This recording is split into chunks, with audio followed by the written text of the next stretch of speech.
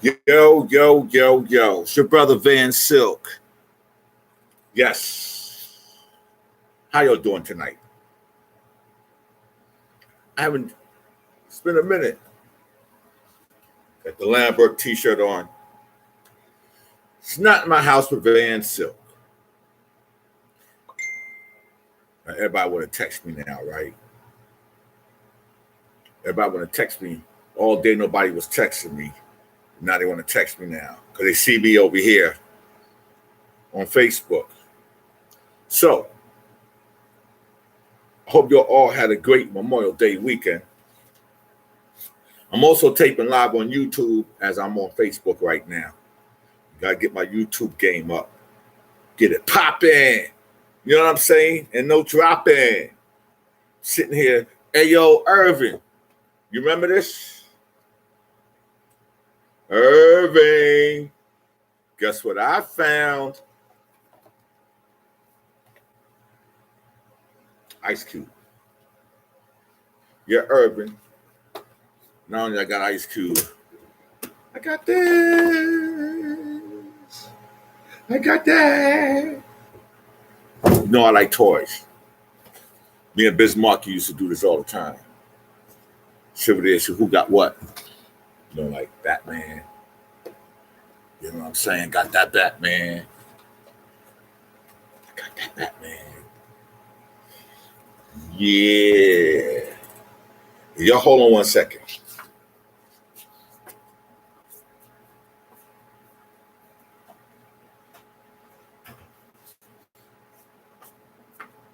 Your brother Vansilk got a whole bunch of these. Yes, indeed. Hot Wheels. I got Hot Wheels. I like Hot Wheels. So, yo, let me check it out. So, let me see what's going on. Besides Monique getting that D.L. Hughley, I guess they had a show in Detroit. And, hold on.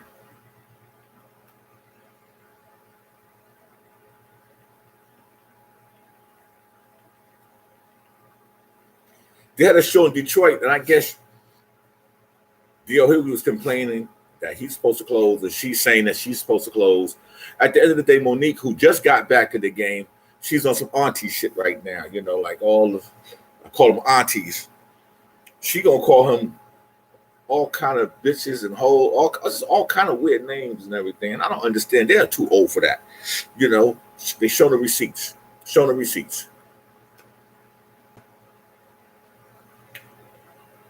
But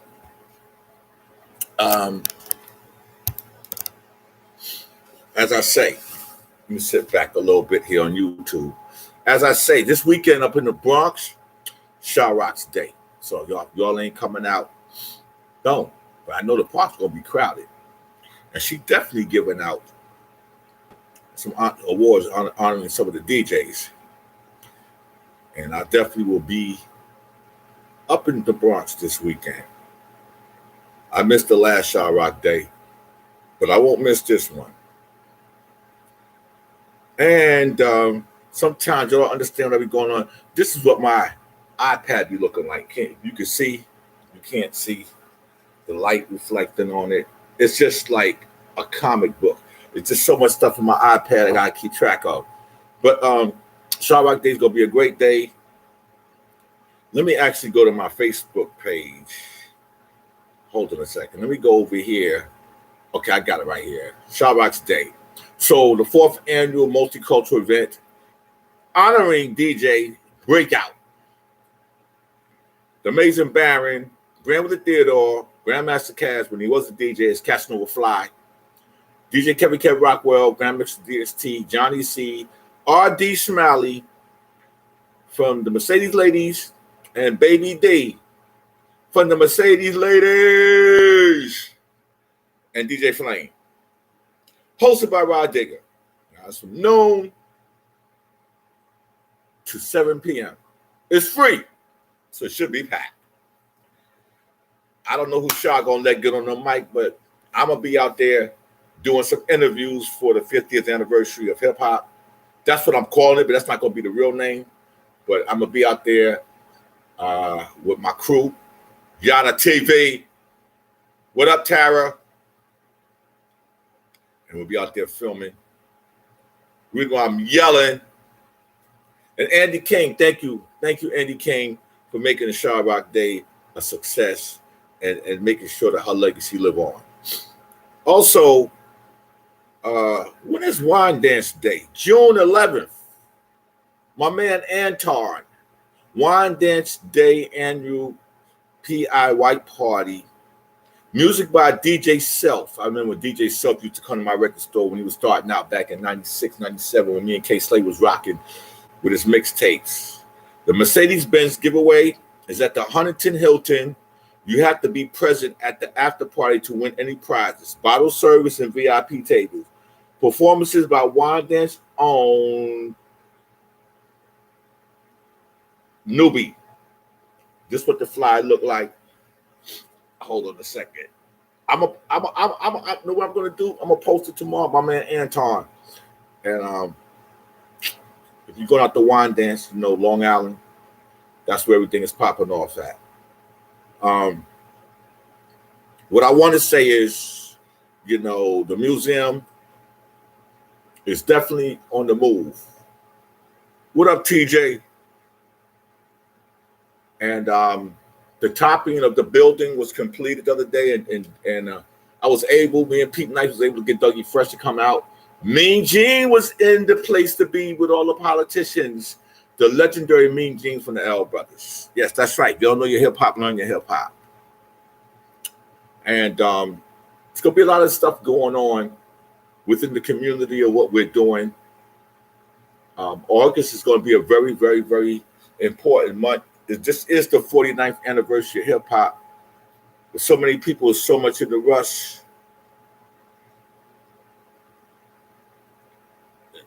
You're chilling at home. All right. So many people in the rush trying to just capitalize off the 50th anniversary.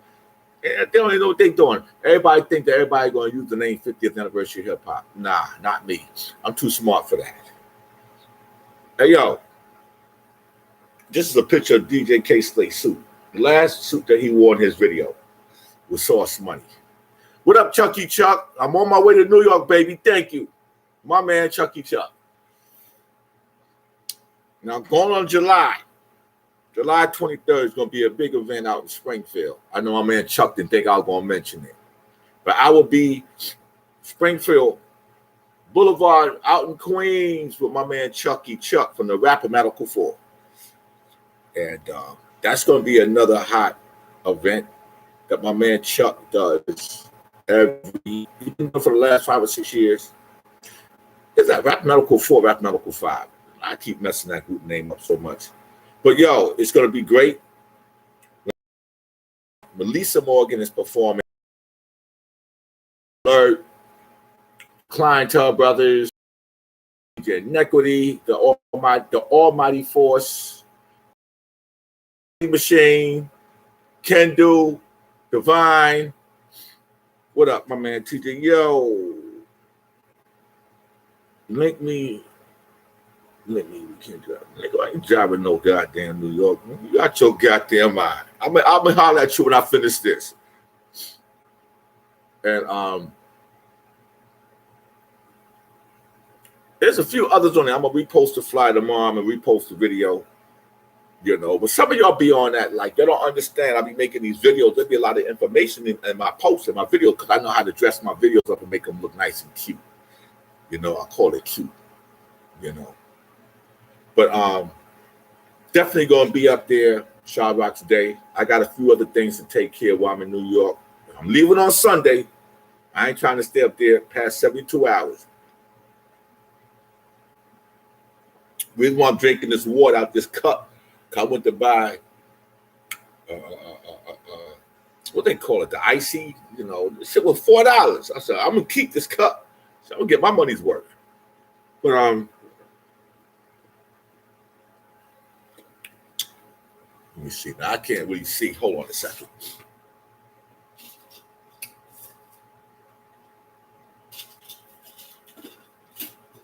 I'm going to be like Fred Sanford. I'm digging through all my glasses and stuff. And hold on a second.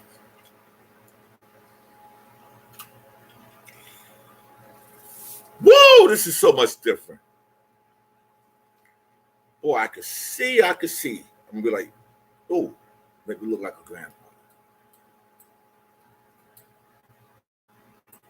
Okay, so Chuck, my man Chucky Chuck says, I'm going to try to be home. I'm on vacation the whole month of July. No shit.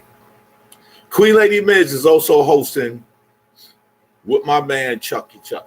I gotta go look through the whole lineup. It's in my phone, Chuck. It's in my phone. But listen, I'm coming to give love to everybody from every bro. Oh, T Ski Valley's also gonna be out in Queens. And like, listen, got these glasses on. What up, Irvin?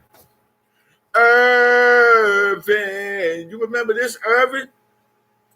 Yeah, Irvin. Matter of fact, I got something for you, Irvin. Hold on, Chuck.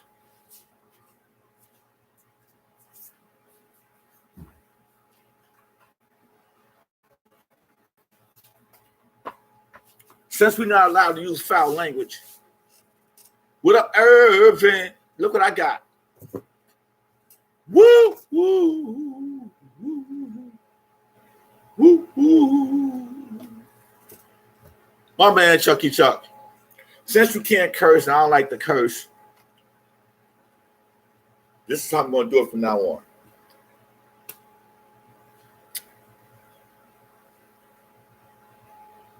You'll see that?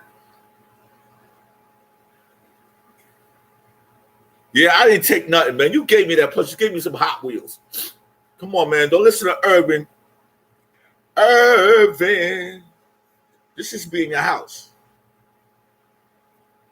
And I got this one from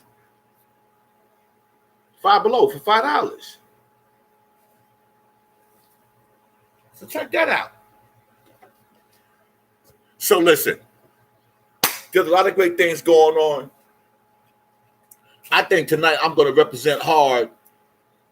So my Zulu, not my Zulu, my Black Spade chain. There's a documentary out called The Black Spades. We don't die, we multiply. And my man Dawo Africa did a great job on that. You know, actually, I'm not supposed to be wearing these glasses. These are some glasses from Dollar General, Dollar Tree. These are $1.99. Damn, I'm almost felt like, yo. But I could see pretty good. So, this time last month, hold on. Yeah, I got some proclamations up here.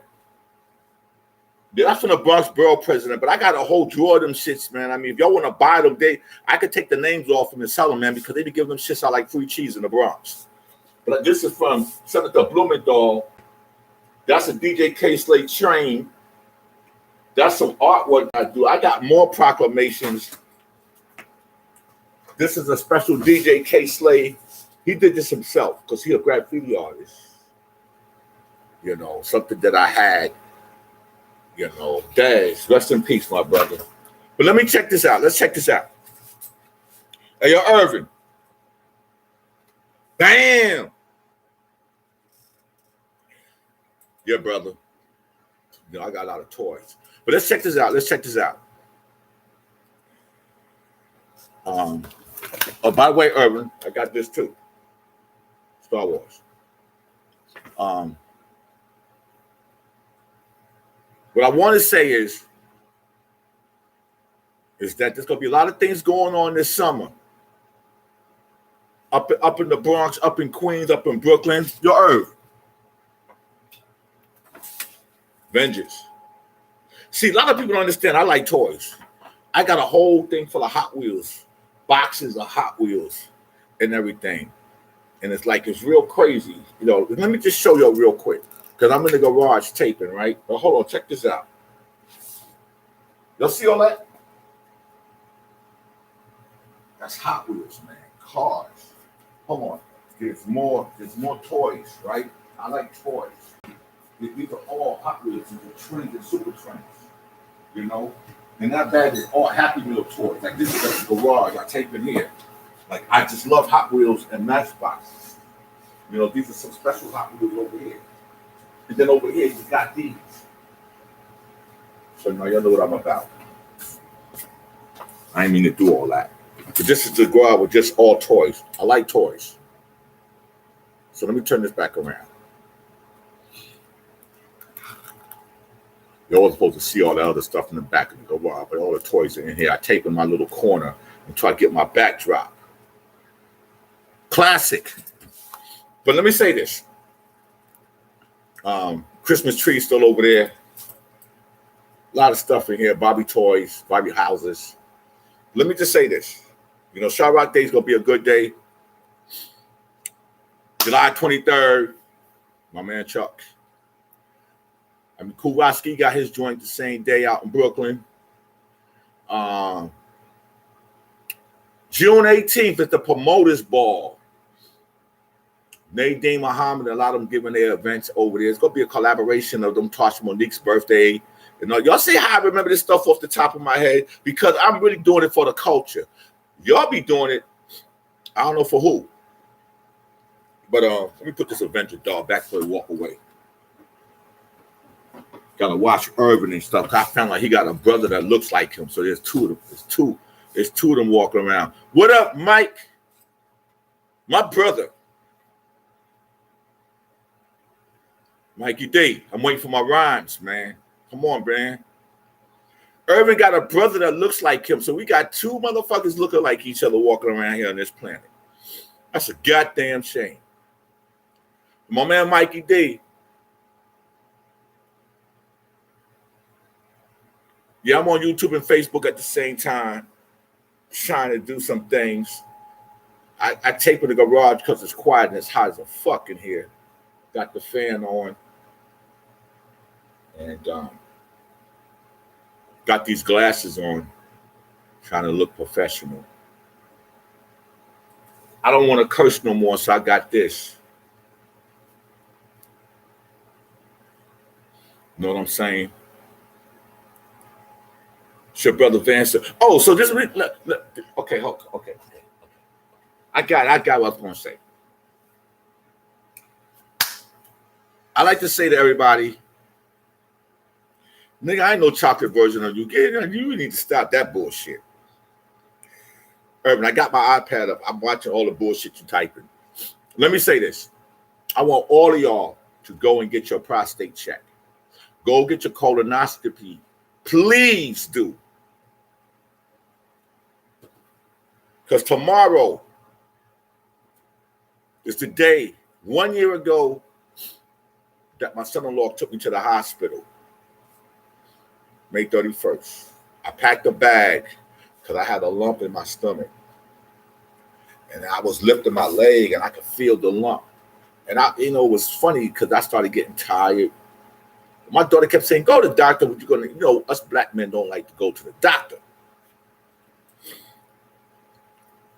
And it was hard when you can't move your bowels, you're in trouble. When you could take a whole box of X-Lax and that shit don't do nothing, or drink coffee, you're in trouble. When my son-in-law took me to the hospital on Sunday, May 31st, 2021, I packed a bag, my blanket, I packed everything. I knew I wasn't coming back home.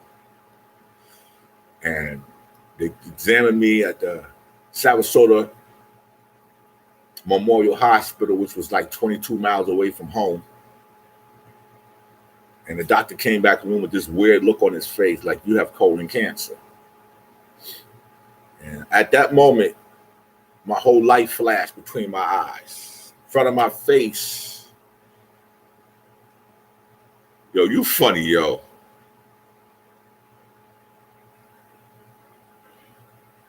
And my mother died 21 years ago of leukemia cancer. And prior to that, in the 70s, my grandfather died of cancer. And they died at the age of 63. And that's the age I was when I went in the hospital last year. And they cut me open. The doctor said I might need a bag. I told the doctor, if I need to wear a bag, you might well just kill me. I'm not doing that. And I was 155 when I went in. I came home at 134 pounds. Now I'm at 186. I still got this thing that I got to carry on into my chest, which is where I was getting my chemo from. But unfortunately, my brother Kango from UTFO had got colon cancer 2 months prior to me. And he was giving me tips once I was diagnosed. And what kills me was that I was lucky and he wasn't lucky. I was fortunate. God blessed me. And Kango had fell to stage 3 because he was at stage 4. When you're at stage 4, that means like it's done spread through your body. They can help fight it. And I was telling Kango, yo, don't get the chemo. I don't really want to dwell on our conversation, but I was just trying to tell him from talking to people. I told my doctor I wanted to get in my vein. My doctor said, no, we're going to give you the port because it's different. Now, everybody get different kind of chemo treatment. Now, my last chemo was March 3rd. That was the day my mother went in the hospital 21 years ago, March 3rd, which was 2 days from their anniversary on March 1st, and she died on the 19th. So it seemed like everything was funny. But I finally got all the taste back in my tongue, like about a week ago. But my fingertips up to this point and half my feet is still numb from the nerves from the chemotherapy. So that's why I be wearing flip-flops a lot, because I'll be walking out of them and I don't even know my feet is out of them. But I'm glad I'm here, because we lost a lot of brothers in hip-hop. I lost all my crew. My crew was AJ. My crew was Lovebug Starsky in Phase 2. We all grew up in the same neighborhood in the Bronx. What up, Travis? And Africa Islam lived across the street from me. My brother Poppy Williams, not Hassan, but Pop, from the Collins brothers. He grew up in my projects, and he's dealing with prostate cancer 4.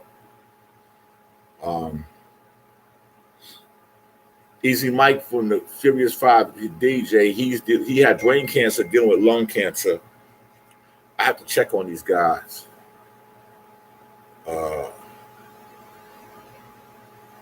Hey, yo, Khalil, don't worry about it, baby. I'll wait till you turn the article in. But the whole point I'm trying to say is like, y'all just please go. Man, it's like great having a second life, because I look at this as a second life. I might still be the asshole sometimes, but it changed everything. I changed my diet, and I try not to eat no salt, seasoning, and a lot of other things. Sometimes your bad habits.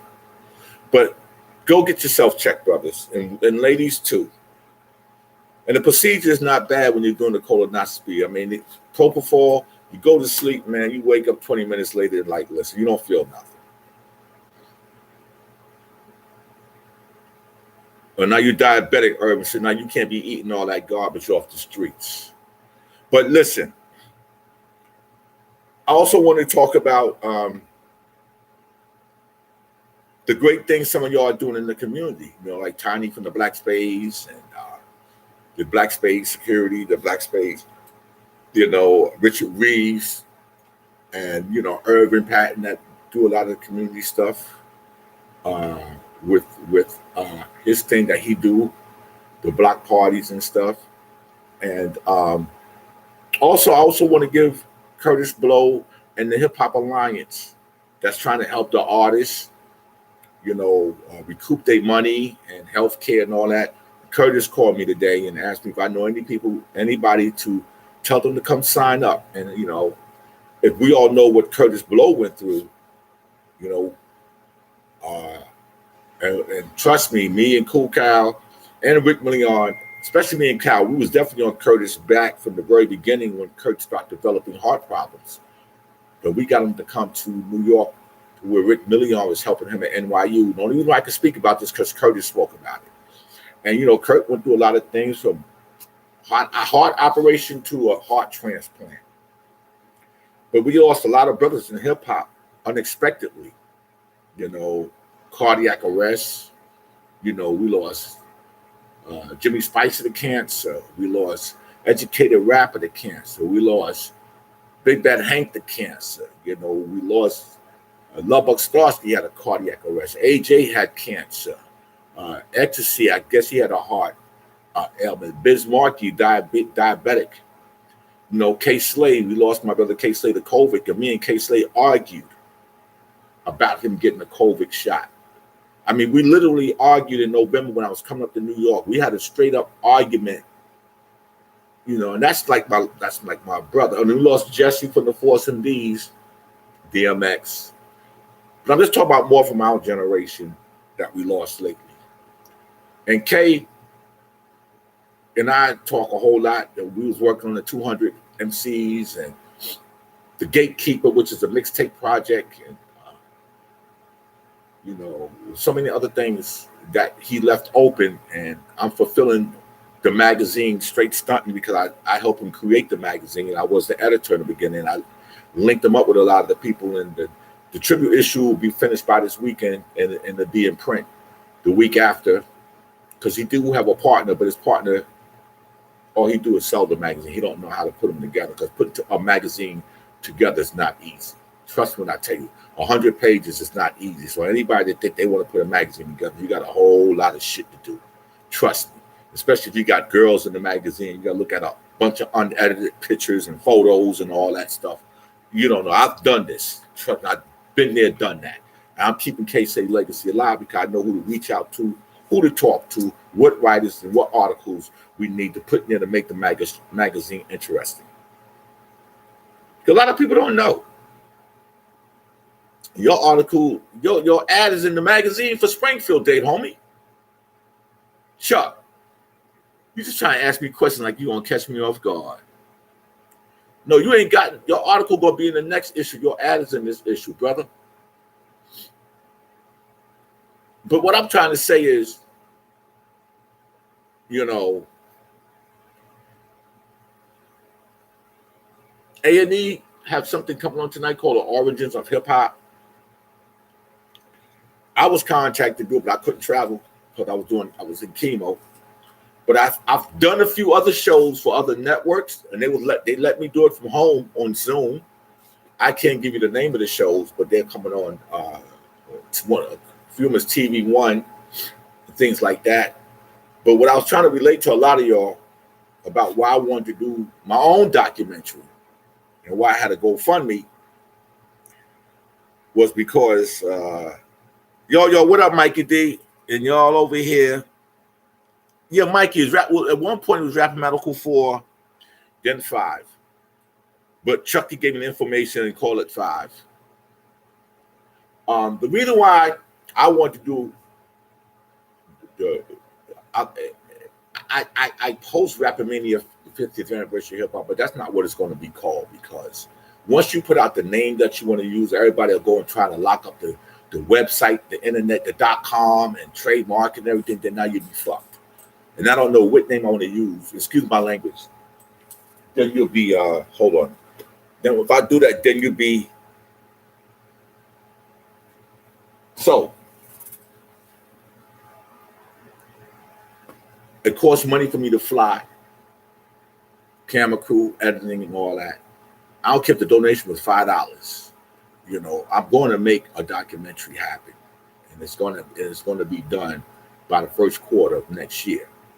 And I'm going to pick and choose who I want. And I'm going to talk about and focus on the first 25 years of hip hop, because that's the most important years. So you got to understand the first 25 years of hip hop is 73 to 98. Now, once this 50th anniversary happened in 2024, we really going to be negated to not having the first 25 years talked about, because a lot of the people in the first 25 years are 50 and 60 years old. And what's going to go wrong is that we're going to lose out. And the reason why I be getting uptight a lot is because a lot of the pioneers, so-called pioneers, legends, so-called legends, you be doing a lot of events or a lot of things that people don't show up to. And it's a bad reflection on all of us if people don't show up, especially to a free party. Because people that might be checking, people might that be looking, be like, yo, well, that's all they could draw. And then they don't know if they're not educated.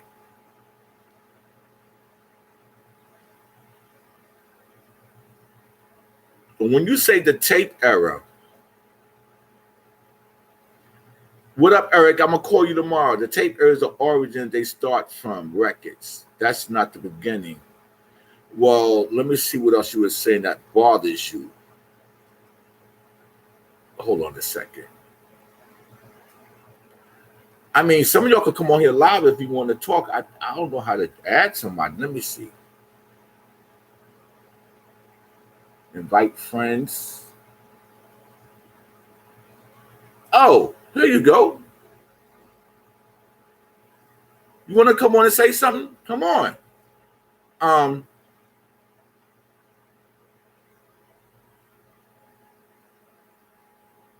We need to talk about documentaries today about some fly.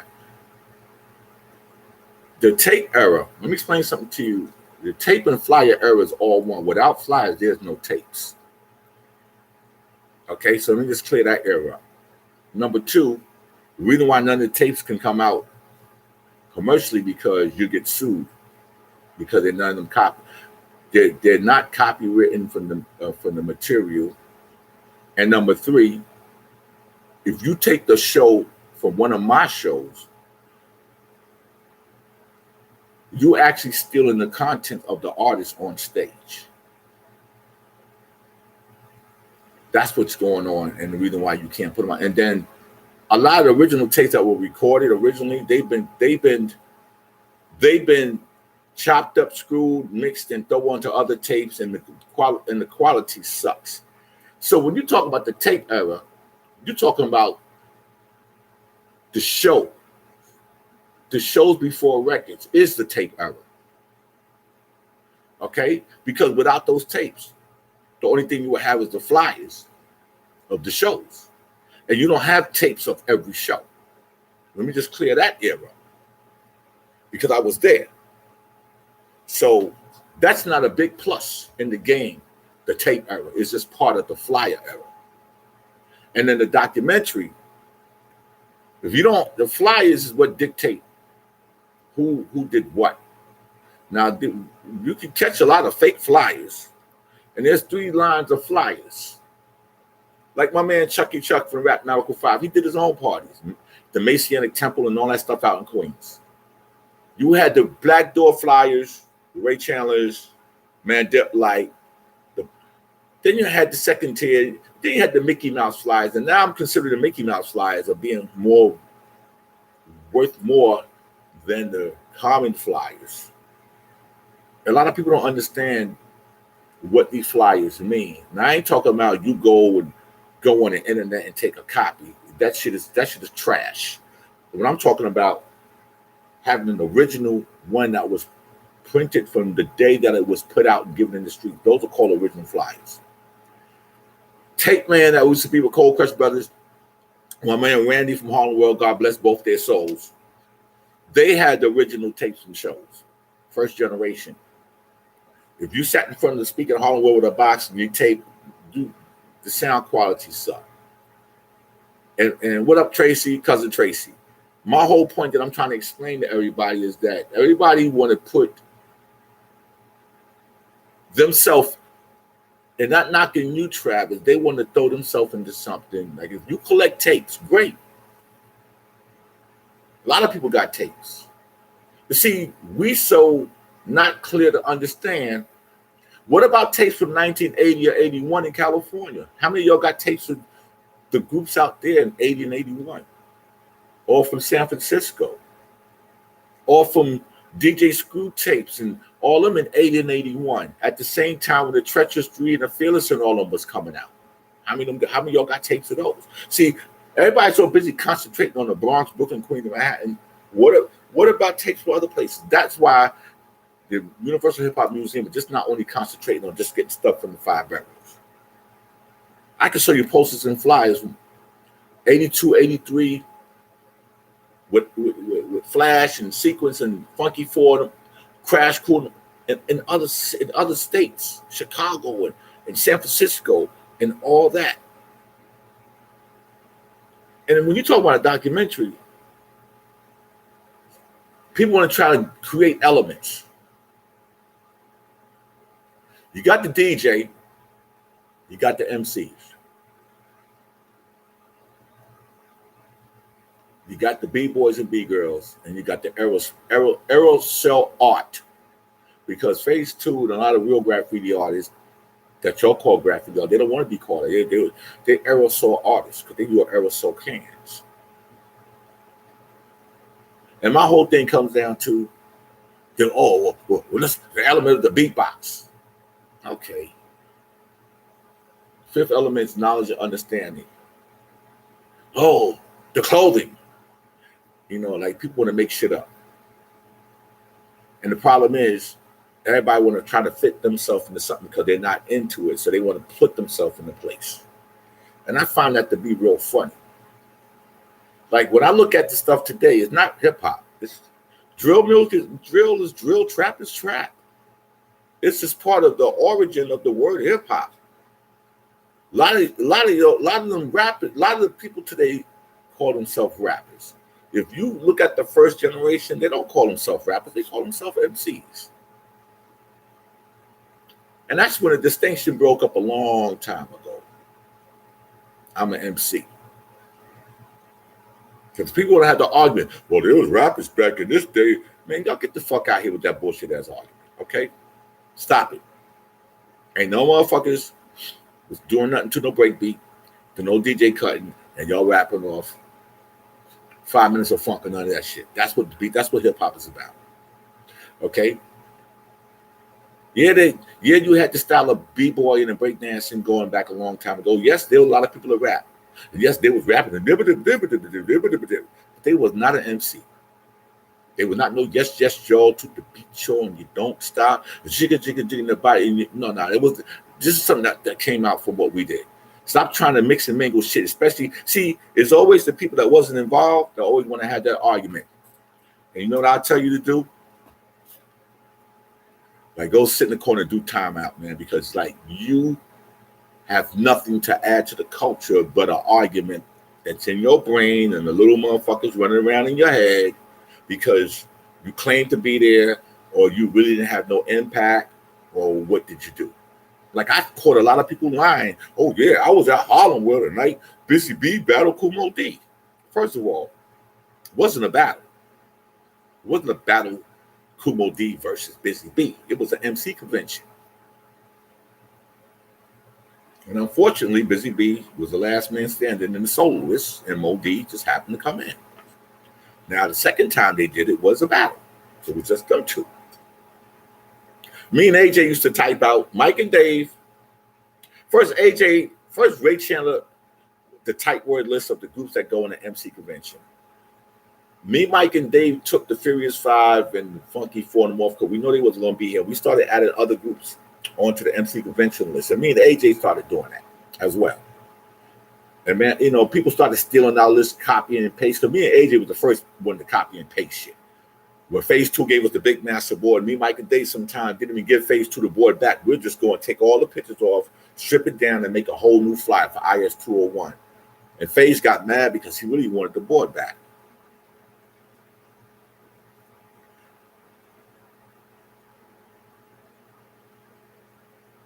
Yeah, Johnny Watt was there. And speaking of Johnny Watt, Ray Wan, me and AJ went. AJ wanted me to go meet with them Travis back in the day when he started putting them on flyers. We never really promoted on the east side because we always thought your east side people was a pain in the ass, in trouble. Any one of you across Fifth Avenue was a pain in the ass coming to Harlem. But Johnny Watt, Ray Wan definitely get their props from me. That's why they on the K-Slate 200 rolling deep. Because they was that good and they deserve their props. But let me just get back to a lot of things that a lot of people don't understand. That I could show you 5 flyers from 5 different shows with the same background that I did in Harlem World. And then from Harlem World, I went to Broadway International with Leon Brill and started doing shows over there. I did a lot of shows with Rockmaster Scott and Dynamic 3 when I was pushing them. I put Dougie Fresh on his first show because he used to come to my candy store in Harlem. 14-year-old kid, 14, 15 years old. And being on the flyer was like a record deal. A lot of people don't understand that. And I put Dougie on his first flyer, Battleground Park, as Dougie D. Mastodon Death Committee, I had Wayne G and them from G-Force. Because me and Mastodon was cool. We did a lot of things at the Ponderosa with Smiling Billy. Smiling Billy mother, Junior, mother owned Miss Joan, owned the fish market on the corner of 145th and 8th, if y'all was hanging out back then. Because I'm from the Bronx, but I hung out more in Harlem. You know, when Willie Gums and the Rolls Royce movement and the Disco 4 and all of them was at the Renaissance Ballroom, that's where the Mercedes ladies did a lot of shows over there. They was the first female hip-hop group. They just didn't have a record deal. A lot of people don't even know that Donald D. from Harlem, Drew Hamilton, B-Fat's brother, they responsible for SWV. Lily started the group, and me and Donald took the group to Sylvia Rome. I'm just jumping all over the board. And she signed In Vogue, and when Donald had the cancer, took him to RCA. But what I'm trying to say is,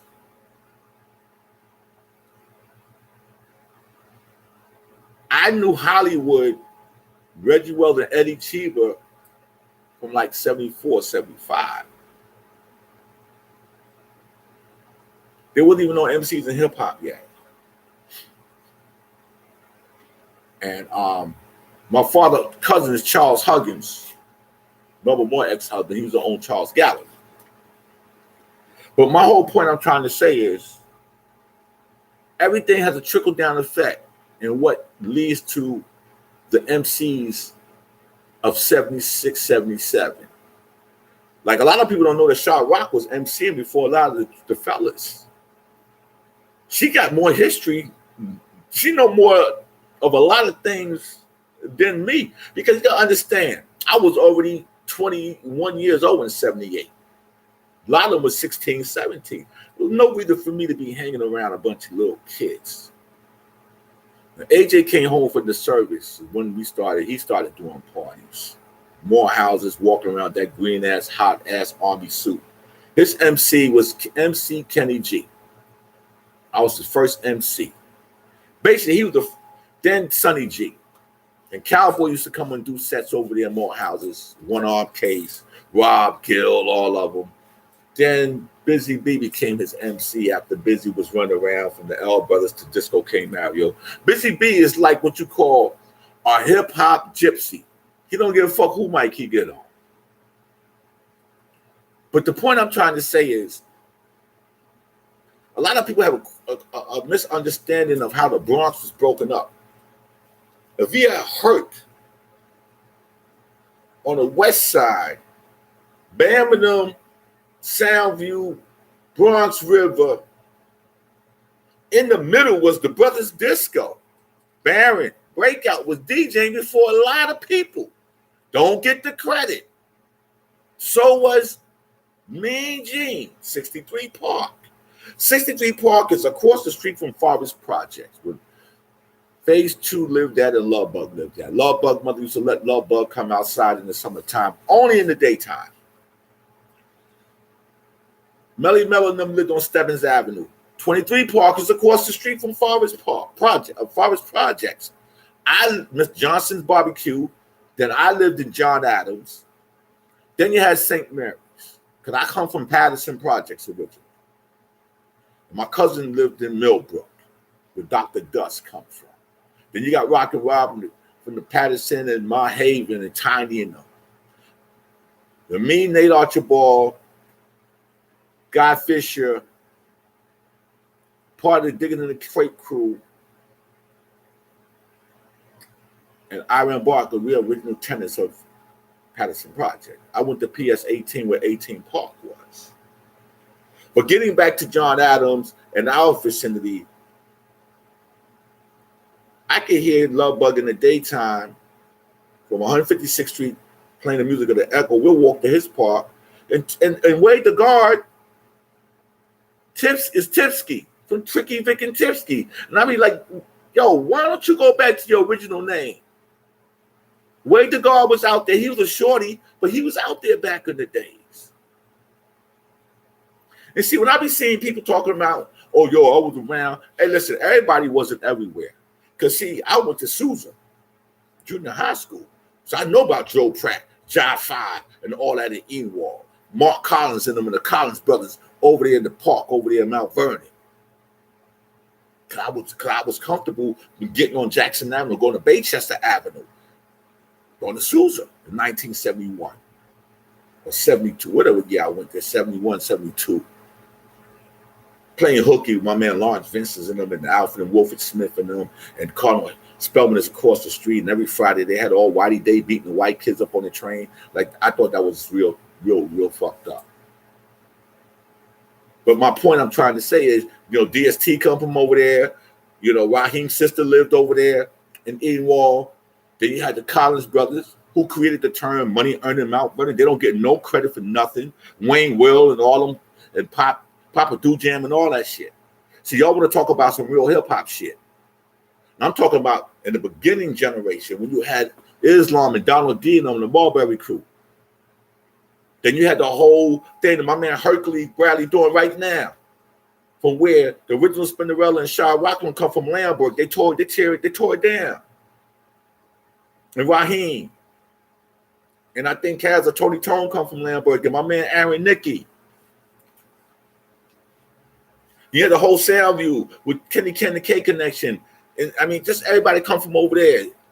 And my uncle lived on Communiport, Commonwealth, right where the Cozy Corner was. So I was comfortable going over there. You had 123 Park where I'm going to keep it 100. Tyrone the mixologist and his brother Cool D came from Brooklyn. I got flies with them from 1974 and 75. They came to Soundview. The equipment in 123 Park was their equipment. They still have it to this day. Ask Charlie Rock. He's one of the first B-boys, him and Zambu.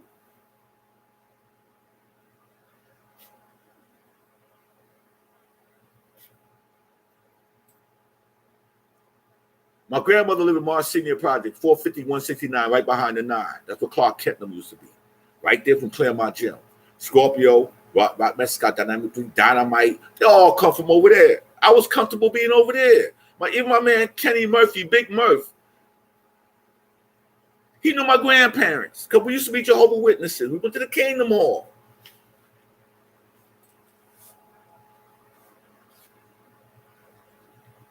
When you talk about High Bridge projects, where the original Spinderella come from, and all that whole High Bridge area, Woody Crest and Ogden Avenue and all that shit. Like, how many of y'all really travel around? A lot of y'all didn't go to Millbrook. If you went anything below 138th Street over to Millbrook, you were going to get stuck up. You know that, I know that. A lot of y'all didn't even go to Mitchell Projects. Because if you live on a certain part of the street in the Bronx and you come down there, you're going to get stuck up. My first apartment, when I was 17 years old, was in Queens. Jamaica, Queens, Arlington Terrace, right off Sutton Boulevard. So I was comfortable in Queens. I was comfortable in 40 Project. I was comfortable in Brazy Project. I met Lance and all those brothers back in the day, and Fat Cat and Corley. And I met them all back in the day. I was comfortable. And I hung in Brooklyn. I was the first one to bring, when me, Mike, and Dave bought the parties, Gloria let us bring the party to Empire first. Big Bob would tell you, she would never let no hip-hop party. First one we did was 83. And then I did Jamaica Roller Dome. We used to do the schools. Bismarck and Rob Bass used to carry crates for us. They wasn't even Bismarck and he wasn't even Rob Bass. Force MCs, there's two parts of it. I put Stevie D, Mercury, and Dr. Rock on. Nobody wanted to fuck with them. I said, AJ, man, fuck them dudes from Staten Island. And that was the attitude. Stevie D will tell you, the Force MDs is Mr. Magic, Force MCs is Vansilk. But a lot of people don't have the education. A lot of people don't know. I've seen it all. How many of y'all been to Monroe High School? Where Bam used to do the parties, or Ray Chandler had the Black Door over there, the parties. There was a lot of parties I didn't go to. I'm not going to sit up here and lie. I didn't go to Black Door. I was downtown in Show World, running Show World, working for the mob. Okay, for those who know my background. Okay, my boss was Di Bernardo. My boss was killed by Sammy Gavano on the orders of John Gotti. So that's why I'm not the type of person to take no shit from nobody. I don't care. And I still know a lot of people. You'll think I did pay-per-view and Don King stepped in to help me with the pay-per-view rap meaning and all this because I'm just Vansilk. Get the fuck out of here. Shit like that just don't happen. But what I'm trying to tell y'all is like, and it's all going to be in my book. But what I'm trying to say is, I'm talking to here and I'm on YouTube. It's a lot of things you don't know. Like, Quicksilver and Super Lovers at one time was my group. That was the group Kid and Play was in. What up, Africa Islam? This is my brother right here. He's back home in Germany. He's on the line. So let me see if anybody want to come in, because I'm inviting people to come in. And my whole point is, me and Islam spent many nights, because he lived across the street, and I ended up renting a room out of his father's building. Ice-T stayed on the first floor. Me, Melly Mel, Donald D, rest in peace, Gordy. We all was there when Islam was working on Ice-T's album. Islam did my single. I'm not a rapper. I just wanted a record. Come on, man. The morning the space shuttle blew up, we was up all night, and we looking at that shit on TV thinking that shit was bullshit. Yeah, I worked the show where I was the manager. Yeah, it was dope. Goddamn right it was dope. Those were the good old days.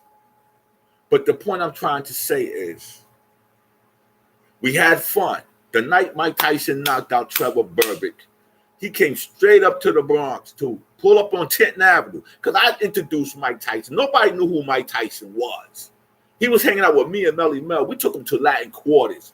We used to go over to Steve Lott's apartment on 38th Street, 2nd Avenue. That was the assistant manager to Jim Jacobs and Bill Caton. We used to go there with Mike to watch fight film when he was getting ready to fight Larry Holmes and all that shit. I took him to Islam apartment. That's where the Islam get the pictures from. Ice-T was there. That was the first time we met each other.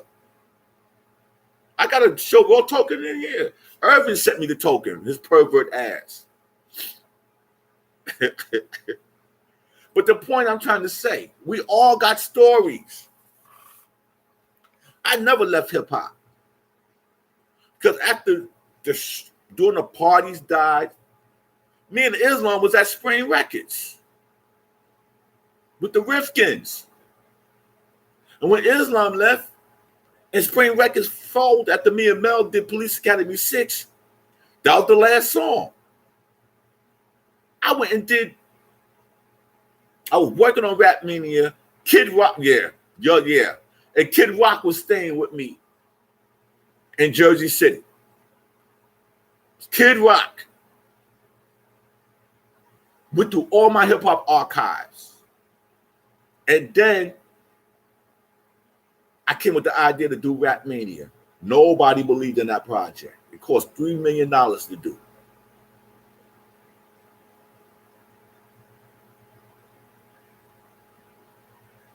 And it happened. 55 acts. Then I wanted to do Rakim versus Kane. And I wanted to do LL versus Mo D, because that was going on. And Donald Trump and Don King was going to put the money up. Because previous to that, me and Don King's son and Gary Braverman, who father worked with Don King, we did the first celebrity boxing match the night Mike Tyson fought Alex Stewart. Melly Mel and Curtis Blow was in the ring. They fought. Paris from EPMD, Roy Ennis, Martin Cole, Burt Young, Rocky's brother-in-law in the movie. They all was there the same night. We did it in the daytime. Sugar Ray Leonard, they all was there. We was going to do the battle in Trump Plaza. $500,000 for Kane and Rakim and $1 million for L and Mo D. And the only two people that said, yo, they was with it. Because some people didn't want to do it. Mo D was down and Kane was with it. It's documented. So that didn't work out. I went and did all the females with John Shear, who did Woodstock 2. We did Sisters in the Name of Rap for TV. with MC Light Yo-Yo, Queen Latifah, Salt and Pepper, Finesse and Sequence, Silk Time Leather, Original Spinderella, D Barnes host. I mean, I did who was around. Shaw Rock was overseas. So I brought hip hop to TV first, concert. But it costs a lot of money. So when you go and look at it, after I did Rap Mania, I went and was working with my man Kevin Evans, and we went to RCA Records. We signed Tyrese. We did SWV and all that shit. And meanwhile, the mixtape game was getting hot. I opened a store on 125th Street in 94, 95. K Slade came home from jail. Me and him started rocking. We put all the DJs on in the mixtape game.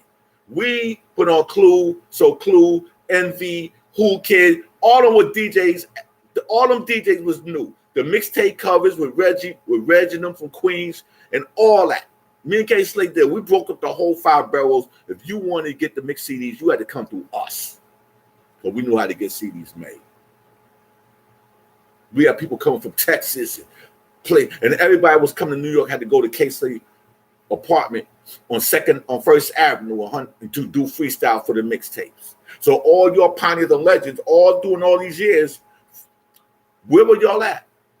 Because I put Wendy Williams on, hosting mixtapes. I put AZ from Mob Style to get with K Slade, and that's what Alpo called up from jail, wanted to do it.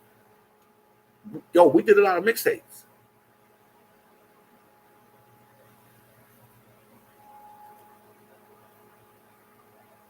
That was the documentary me and K Slade was working on called The Gatekeepers.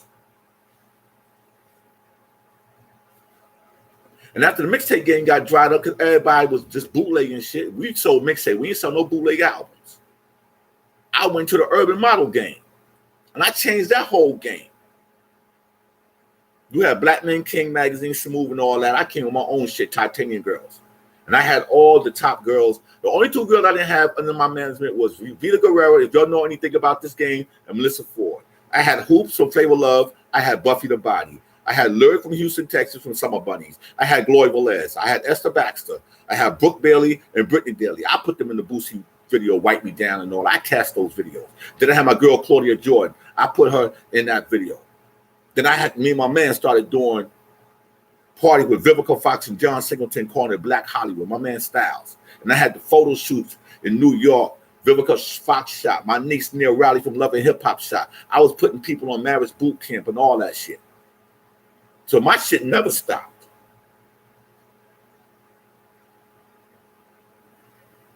Never stopped. And Titanium Girls, I was the first one to go digital where everybody still wanted to do print. Now with the whole K Slade shit, I mean, this is the old issue. Wait till you see the new issue. Because I started this with K Slade. I helped him. That's my little brother. And for a matter of fact, a lot of y'all don't know your age. K was a Zulu.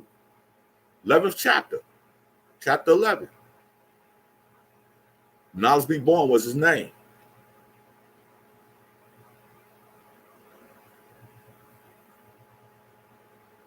I don't know everything, but I know the right people.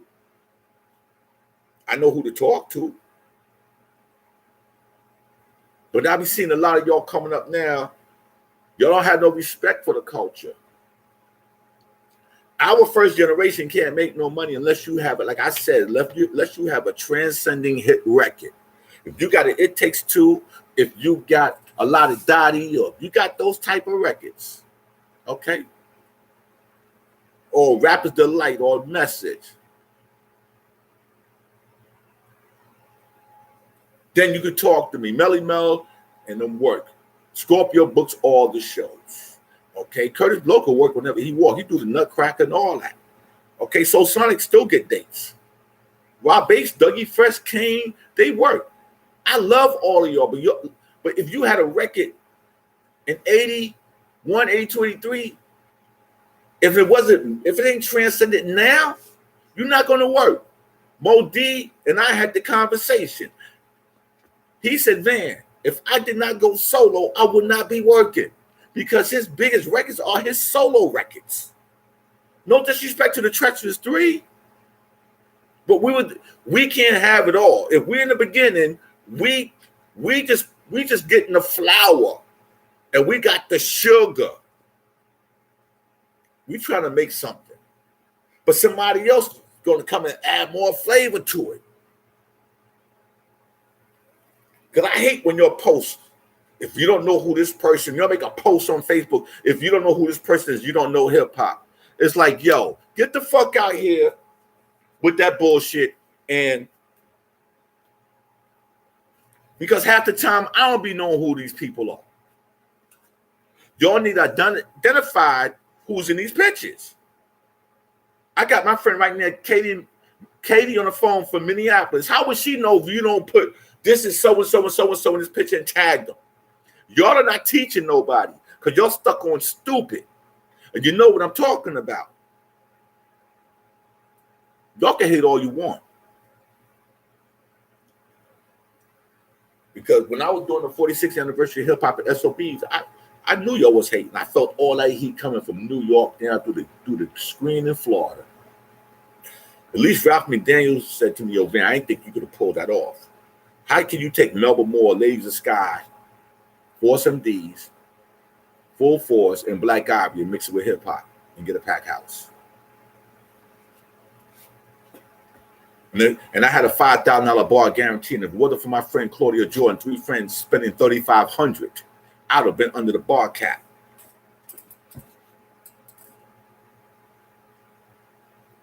But I did MC Shannon in front of that Club Miss and put on Rock Dynamic 3. Nobody ain't seen them in years. I told Charlie Rock and them.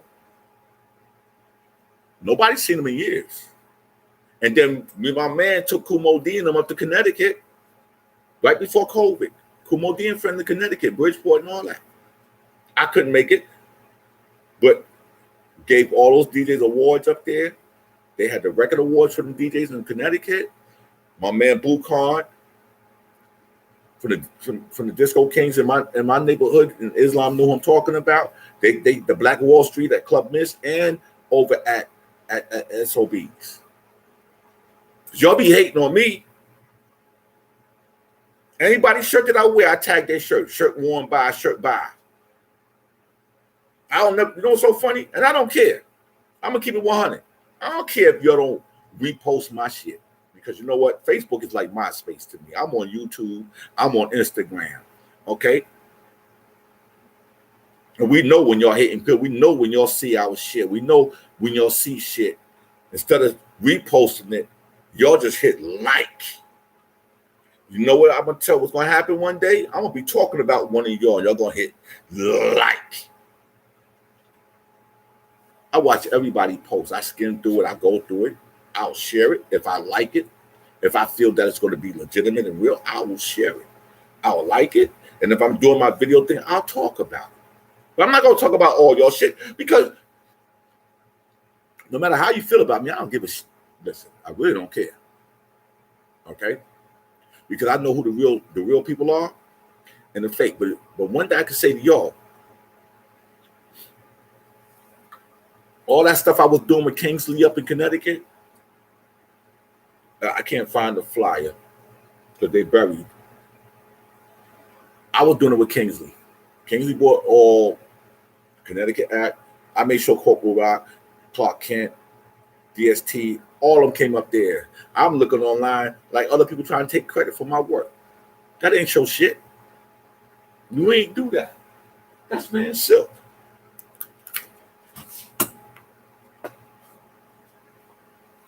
I did that. Not nobody else. I put all that together. I did that one there too. Here's my work. Here's my artwork. I do art.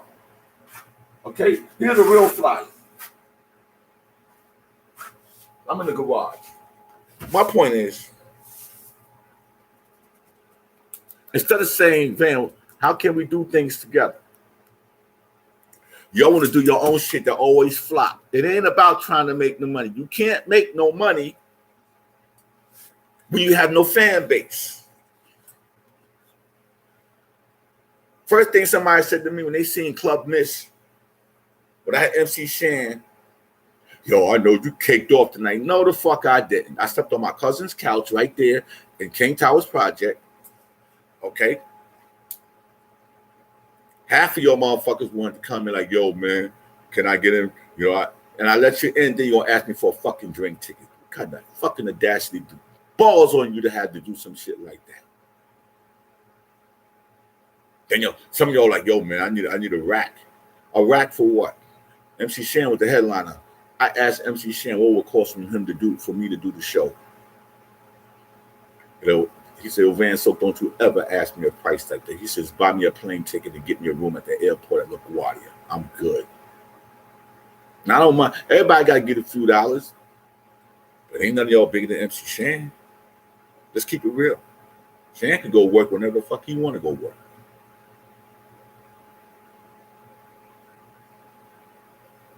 I try to make history. The whole SOB show was done. I couldn't afford to pay Melba more. They said, oh, man, take care of our travel. If it was $500-600 or for Black Ivory, what that's what was taken care of. And then when I did the second show at Club Miss, and they try to put 2 shows in one night and mess me up with Black Ivory, I still got to pay Black Ivory their money. The Club Miss was trying to double my rent and never opened up the kitchen. That's what happened when you deal with pilgrims. I'm not going to call them the N-word. I'm going to call them pilgrims. So I refuse to do any more parties. I did the 46th anniversary, the 47th. 48th was COVID, and I'm doing something in August this year for the 49th. And I'm not going to tell you who it is, but it's going to be 4 days. And we're also going to celebrate K Slate's birthday. But the whole point I'm trying to say is, I be seeing a lot of y'all from Florida doing stuff and shit be empty in a park. Y'all got to make the right judgment in what y'all do. Otherwise, other people that don't have any clue are looking and thinking that the whole generation that we come from can't pull people in. And it's not like that. You can't get mad when you keep seeing Dougie Kane, KRS-One, Positive K, Rob Basin working because they have Rick Records. And Melly Mel, the Sugar Hill Gang, and them working. You can't get mad because, first of all, the people that's going to their shows, they don't care. But I'm about no freestyle or no rhymes. They want to hear the song. Okay? They was in Minneapolis, Sugar Hill Gang, Furious 5, which is only Mel and Scorp. Barshawn travels with them and perform with them. Scorpio was still in Spain. I said, yo, Scorp, you're supposed to be in Minneapolis, but he in Spain taking care of business with his vodka line. He said, Van, they'll be all right. Because those fans ain't worrying about, well, where is so-and-so? Oh, where is so-and-so? Yo, we 40 plus years deep in the game. You think they're going to really recognize anybody on stage? They might recognize Melly Mel. They might recognize Scorp or Wonder Mike and Hen Dog and them. But the whole point I'm trying to say is I can right now go and say,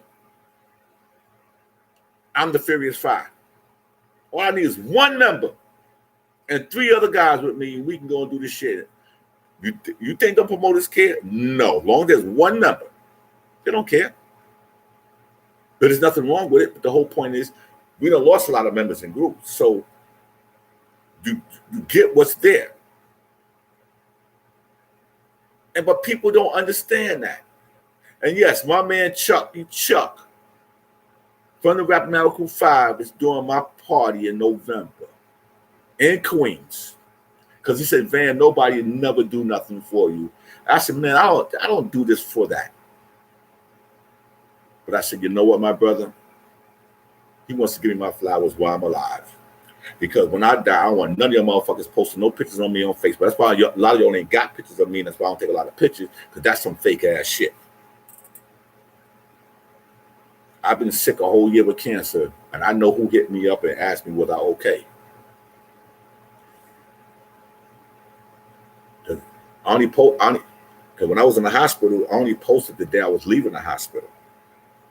Because I had to take care of myself personally as a human being. I don't look for credit. I don't look for, oh, he did. I don't look for that. Because I'll text somebody, I'll text a lot of y'all, ask you how you're doing. Are you okay?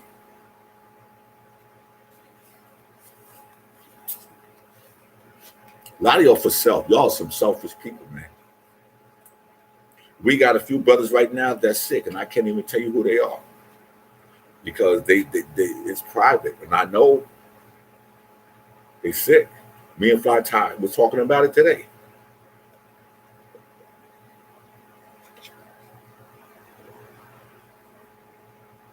You don't give me Hot Wheels with 3 wheels. Your Islam,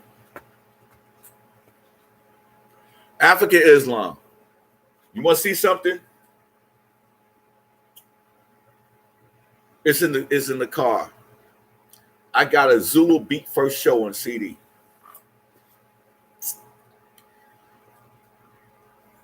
On CD, brother.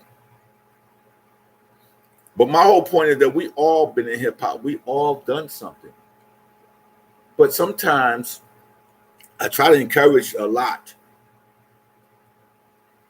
Listen, there's a whole world out here of things you can do. Write a book. A lot of y'all had a whole year and a half in the house during COVID. Y'all could have wrote a book. And somebody could have told you, all you do is put together a couple $100 for somebody to proofread the book, and they could have told you how to upload it to Amazon.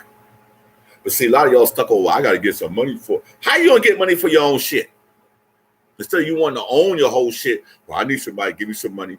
You know, if they interest in my story, really, they're not really interested in your story. You should be interested in putting your story out. Why should somebody be interested in putting out your story? What have you done miraculously in the culture of hip hop that you should have your story out by somebody who don't know who the fuck you are? Now I'm a curse. Seriously. Chuck D wanted to get somebody to write my book. Yeah, but I have a story. I got a whole bunch of shit to talk about. I started working with the mob when a lot of y'all didn't even want to talk about the mob. Yes, I work with Richard Baciano. Look his name up. Di Bernardo, Marty and Sonny Otis, Nathan Graham. My lawyer was Price Farager and Ralph Schwartz. Do you need me to say more?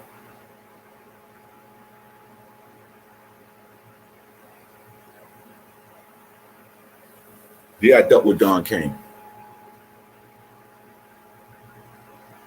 I even dealt with Al Goldstein on School Magazine. We all did some scumbag shit in our life. What up, Mark Collins? I done gave you all your flowers. I am not going to talk about you again. But that's another good brother right there, Mark Collins from the Collins Brothers.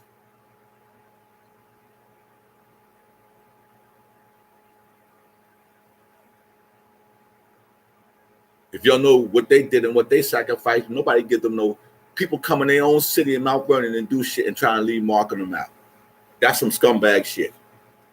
How you gonna get a brother out that did all this shit in the beginning and y'all jocking his nuts all back in the day? And anytime you need Mark to hire him for a system, he got professional equipment. But I be seeing Mark, people be doing shit in Mount Vernon Day and all this shit. Y'all don't even consider the Collins brothers. Y'all should be giving them, they should have a statue in that park. We used to hold a basketball tournament out on 4th Street.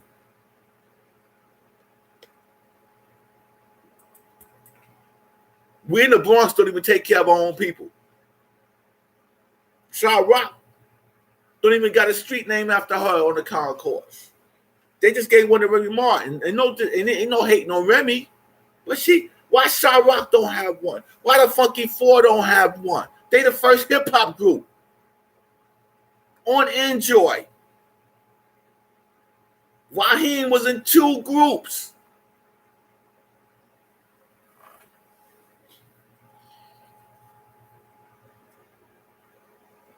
The other MCs and the other bros died, they got statues.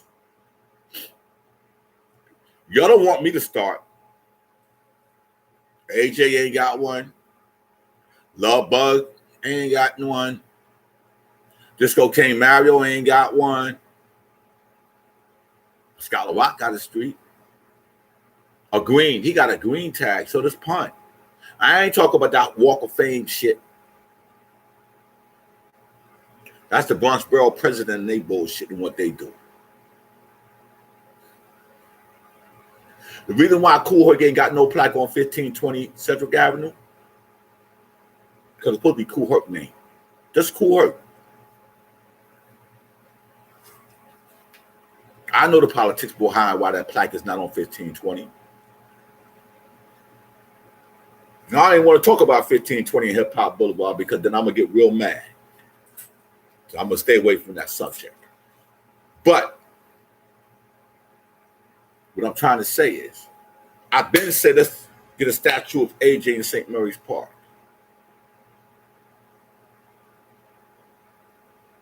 You got Jam Master Jay, Phife Dawg, Ella, all of them got shit in their barrels and their heart. Cowboy don't have shit.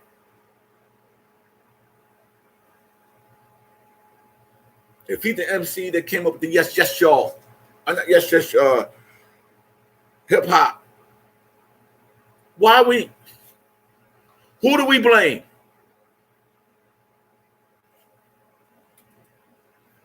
Show me a statue in the Bronx of anybody in hip hop, and I can go to Queens or Brooklyn and show you shit.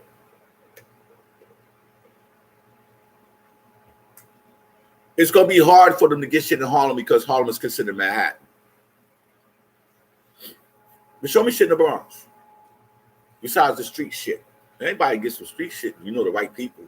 You get enough signatures. Why Sha Rock ain't got a Walk of Fame? That's the easiest shit to get. Plunky Falling even got one. I was talking about you, Wade the Guard. I was telling them that you was back around in the day as a young kid, and your name is Tricky Vic. Tipsky. More houses. He was hanging out as a kid.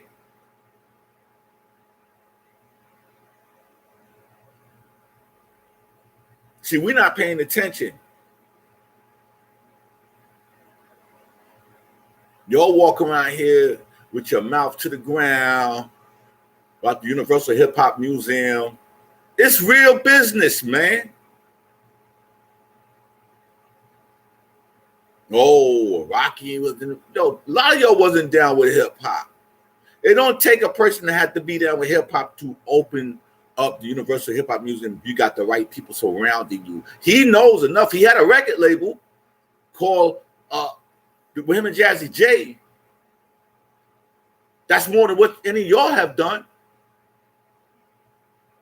Because Rocky's older, he wasn't a b-boy, or he didn't want y'all to. They didn't want y'all in the Stardust Ballroom on the floor breakdancing. I don't want y'all motherfuckers on the floor either. Fuck out of here. Mess up my AJs and my alpaca, my AJ lessons on some shit like that. I wish I would. I was older. But what I'm trying to say is, the museum is a reality. And it's going to open with or without you.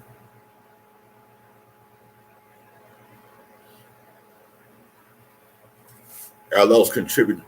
His name, Rock the Bells. Nas contributed his company, Mass Appeal. Fat Joe, Ruben Diaz, no Fat Joe. Strong City Records. Thank you, Islam. Don't get mad when the groundbreaking happened. They had to get the top dogs in there. That can get on a private jet. That can't walk the streets. A lot of y'all was mad. For what? There's been many times Rocky was doing things and y'all didn't want to do it. Y'all can't get NBC and the New York Times. You only can get BronxNet. Play your lane. Stay in your lane. Stay in your lane.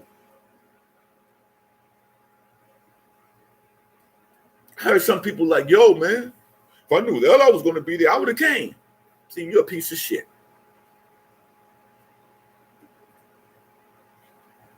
Like they was going to shout out everybody that was going to be in there. Oh, we got so-and-so in the house. This wasn't a hip-hop party. This was about getting money. See, some of y'all don't understand about how to get money. See, if y'all doing the same shit, if you're doing the same shit from last year, this time last year to the day, you ain't do shit. Quit. Stop. Don't do it no more. That's like me still having cancer from last year. And if the shit didn't change, I'll die. Some of y'all been doing the same shit for the last 10 years. It ain't getting you nowhere. Stop. Find something else to do. Put it up. Hang it up. Most of your senior citizens anyway. Almost. AARP. Come on. Embrace the young kids. Put an educational referendum together. We got all these fake people in colleges speaking on shit that they wasn't there. And y'all sitting here, y'all alive. Y'all can reach out to colleges and put together a referendum. I'm so-and-so from so-and-so group and put it together in a PDF file. And maybe y'all can get into some colleges, clean your shit up, work yourself out, and look presentable. Walk around here looking like fucking Fred Sanford and Grady and all this shit, and then y'all want respect. And then when Swiss Beats saying they wanted to raise money for the pioneers and legends, everybody like, yo. Hey, yo, man. That's why he ain't doing the shit. Some of y'all was trying to call him up. For what? Now y'all don't get that our generation is irrelevant. They only want y'all when they want to capitalize off what they're doing once every 2 or 3 years, and then it's back to the same old bullshit. Unless you are in the business, unless you create an avenue, you're not going to get put on.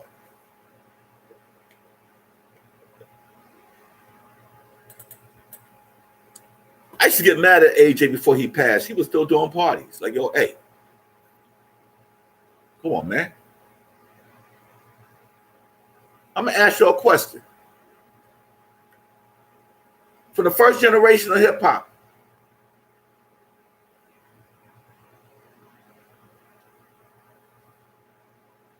myself, Africa, Islam. I'm talking about for the first generation. Besides Globe working at Tommy Boy in the mailroom, me and Islam was the only one that ever worked in A&R. Besides Rocky and Jazzy J having Strong City Records and having a tie-in with Universal, ain't nobody else had a job doing at a record label. Y'all ain't never went to no Jack the Raptor convention or BRE convention or Radio Impact Radio. Y'all never got to do none of that shit. So y'all was never even part of the record industry. You might have been on this, Fearless Four was on this label, Electra, but it was early in the game. Didn't believe in the shit. Curtis Blow was on Mercury. He was the only one that got videos. And at a point that was so fucked up, I ain't gonna call the president, I ain't gonna call the senior vice president name out. But he told me he had an artist that I like. He had an artist of mine that he liked. And I told Kurt, this was Kurt was getting towards, they want to make us old quick. The last album Kurt did, I wrote a song on that album. But he said, this is going to be Curtis Blow album. And then, I'll sign your artist, but we're going to drop Curtis. I'm like, nah, my man, I'm not with all that shit. It's a fucked up business, man. And Kurt knew what was going on. That's your Kurt, man. Like, yo, man, they treated me bad over there. But they wasn't trying to put no money into Curtis because Curtis knew the business. So you can't. And there was a lot of other politics shit going on.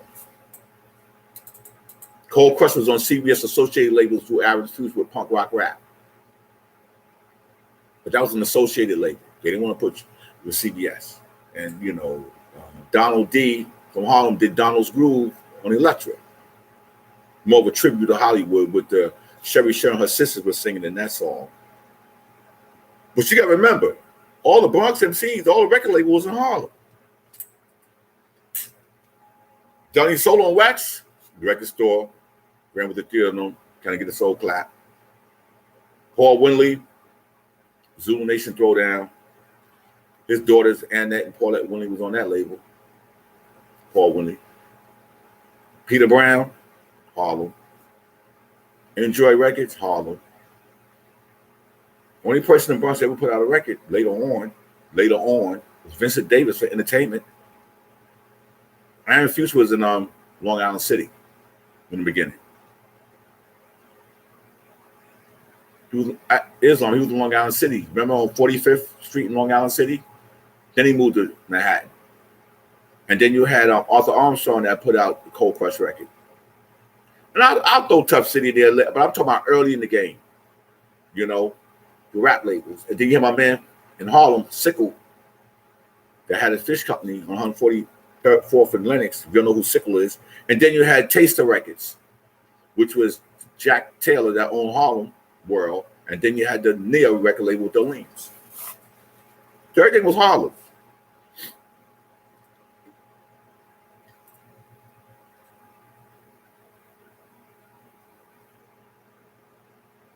Yeah, you did fusion beats. He just incriminated himself. He did it in his role. Africa Islam. He made that song. He made that beat with flash to the beat on the other side. Yeah, how many years is it now? But my point is, people need to understand the nucleus of what we all went through in the beginning. Hey, oh yeah, I wasn't a part. Yeah. We all wasn't a part. Behind, everybody want to act like they was never behind. They was on the other side of the rope. We all been on the other side of the ropes. Like, come on, man, stop that. Stop.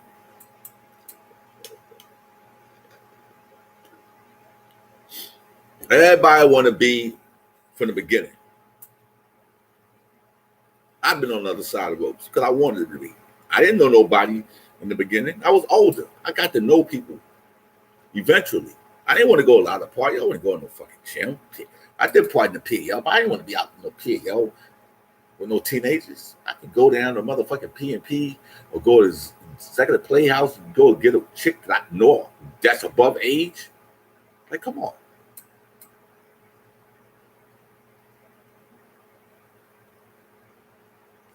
They don't need to listen to a lot of brothers because they be lying their ass off. See, if you can't talk about everybody and only can talk about yourself, because see, a lot of them only want to talk about themselves and can't put together the pieces of everybody else because they didn't explore. We ain't trying to talk about, oh, this is what happened in the room, so-and-so got in a fight. No. A lot of them didn't explore. And a lot of groups wasn't around as early on as they claimed to be because they lying. Sorry to break your bubble. If a lot of y'all go on Instagram, go to Shore underscore shot. What is it? He got about 12 different layouts of videos with flyers, original flyers. He has a large collection. He put the music to it and he broke everything down on a lot of flyers, even the first Zulu Nation anniversary and all that stuff. Shore underscore shot LaRock. And like I said, I'm not here to put nobody down. I'm not here to throw nobody underneath the bus. I'm just here to let you know I'm not putting me, but I'm going to put myself there. We are our worst enemies when it comes to this shit. Watch what's going to happen at Shabak's birthday. And I like Shabak got my attitude because I make everybody not going to just be getting on the mic with that bullshit. Now, that's her joint. But you know how Shar, y'all can fuck around if you want. Y'all, Sharon Green will come out in a minute. You don't want to meet Sharon Green, better let Sharon Green stay wherever the hell she at. And just make sure Shah Rock is having fun. And because y'all don't want to see Sharon Green come out, because I got a taste of Sharon Green a few times. But hopefully we can have a great event this Saturday. Hopefully some of us can go out and eat. What up, Troy? What's going on, Vansilk? How you doing, my brother? I'm okay. How you doing, brother? Man, I'm good, man. I'm good. Just sitting here listening to you educate people, man. I'm loving this, man, because like I just said a second ago, like you said, they need to listen to the real people that know what's really going on as far as this hip-hop stuff. And I learned a lot from you and stuff like that. So, yeah, I love listening to your videos and stuff like that, man, because you be speaking some education and some history, so I love that, man. That's real. Well, you know what's so good? Because, see, I respect Brooklyn. I respect Queens. I respect Harlem. I respect Jersey City. I respect Mount Vernon because eventually it all started to come in, the ingredients. And we just got some people that just so ignorant to the fact. Like there was before there was hip hop, everybody was doing block parties. Like, come on, man. Block parties in every state, everywhere. Black people do block parties. All we do is party. But my whole point is like when you get a certain age, some of them just don't want to give it up. Some just think they can. Oh, I'm cutting a record. Okay, you cutting a record. Who's gonna listen to it? If your fans is your age, they're not on Spotify. They're not gonna buy it on iTunes. And a lot of them don't get it. If you was okay, I'm gonna give you a great example. Public Enemy been making records consistently ever since they left Columbia Records. Chuck D. made records consistently, but their fan base got smaller in records. Just the core followers. KS1 got core followers. You know, BC Boys had a core followers. You know, but you can't go and take the Pioneers and put an album out. Nobody. I did that in 1994 with Scotty Brothers RCA. I did that when I had Furious 5, Houdini, Fearless, Treacherous 3, Curtis, and Band Bottom all in a joint called Razor the Lost Art. It just wasn't there no more. That was in 94. It's like Michael Jordan trying to come out tomorrow and play basketball with the young kids. Like, dog. Or Floyd, no matter how great Floyd Mayweather is, you don't ever get in the ring with Earl Spence. Because as you get older, your punches ain't the same. That's right. With the exception of maybe two people, George Foreman and Ernie Shavers. Why you think Mike Tyson couldn't knock them bums out after? Because the punches ain't the same as you get older. You know, you even when you're taller, you get shorter. And like in hip hop, yo, I can see if a lot of brothers were being consistent over the last 25 years, just making music independently. But you can't be going from 83 and 2022, yo, I'm in the studio. You're in the studio doing what? That's right. Crazy. Yeah, like I said, man, I love this education, man, especially coming from the era of, you know, the beginning of hip hop and learning all about it, even where I'm from. You know, like I said, we live in Iowa, man. You know, we got a chance to, you know, to get some education too a little bit, but we didn't get a chance to network now that we have social media and stuff like that because we didn't have like books and stuff like that that would educate us on who started hip hop and, you know, this and that. So our education is coming like now. So I'm loving this. I love this, man. So.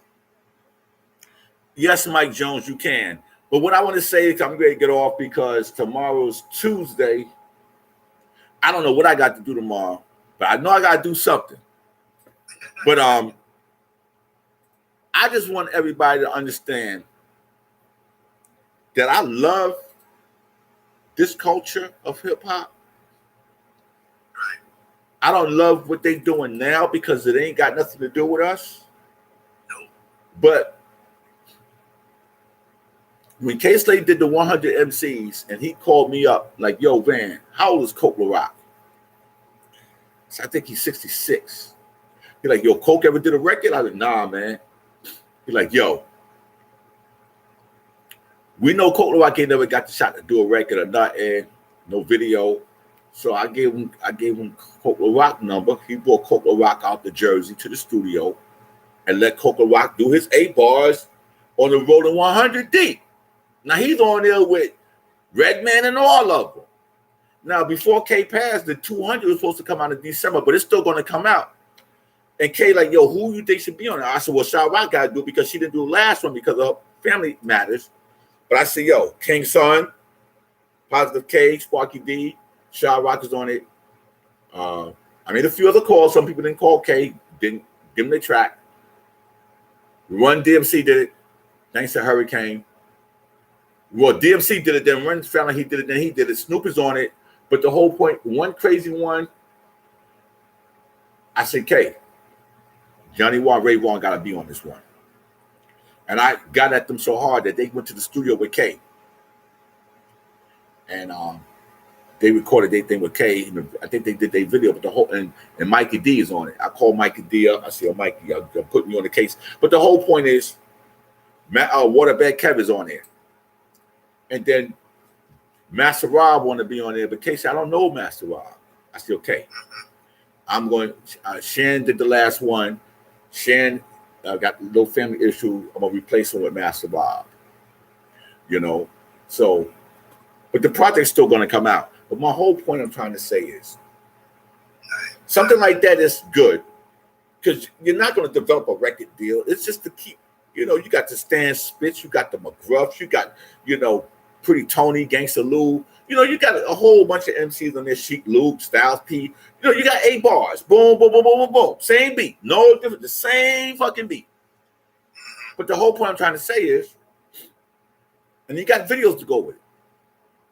Now, I want to do one, but I don't want to do without no. You got to have a video. That everybody got to have a little 8-bar video to go with it. But my problem is, and I'm sorry to say, some of my brothers have let themselves go. Okay? And when I could go and look at Ronald Isley, who was 70-something years old, or Otis Williams, who was 70-something years old, and these guys dressed clean, sharp. Yeah, everybody gonna get your little pop belly, but some of our brothers in hip hop look like they are 18 months pregnant. Listen, when I'm home, I'm Ralph Blanshaw. When I'm out in the street, I'm Vansilk. Right. But I still shave. I don't even shave because hair don't grow. Since a cancer, no hair grow anyway. But if I cut this is gone. You know? My lips was black last year. Now it's getting pink again because I don't smoke no more. But the point I'm trying to say is, when I look at, it don't take nothing for you to work out to get yourself down. When I look at Peter Wayne, he done lost all that weight. Okay? If he could do it, you could do it. That's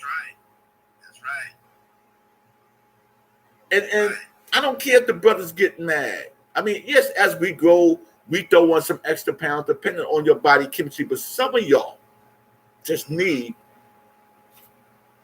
eat healthy. That's right. Tone it down. Otherwise, you're going to have a cardiac arrest. And a cardiac arrest don't give you no appointment. A cardiac arrest is what kills you.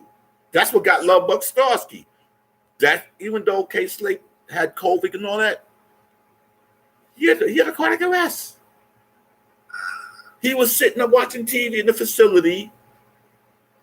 3 times they trying to resuscitate him. He had a cardiac arrest. Heart couldn't take it no more. If he didn't have that cardiac arrest, it'd have been on him getting the men 6 to 8 months of him getting himself back together to walk, talk, and all that. Right. Cardiac arrest don't have an appointment. Heart attack is one thing. Cardiac arrest is a shock to the heart. Straight to the heart. Right. That's crazy, man. So when they look at me and thinking I'm being arrogant, no. I'm tired of funerals, man, of brothers in their 50s. Me too. I agree with you. I'm tired of them too, bro. It's sad that you got more rappers in the last few years from this new bullshit. Well, I ain't gonna call it bullshit. For this new generation of kids, you got more rappers that have been murdered and killed in 3 years than in the whole 49 years of hip hop. In the last, that's crazy. Man. Young Dolph, King Von, Pop Smoke, the kid out of Florida. I mean, MO3. Like, yeah, it's crazy, man. It's crazy. What's my man out of Memphis? young kids in their 20s and 25 are dead from this music culture. Yeah.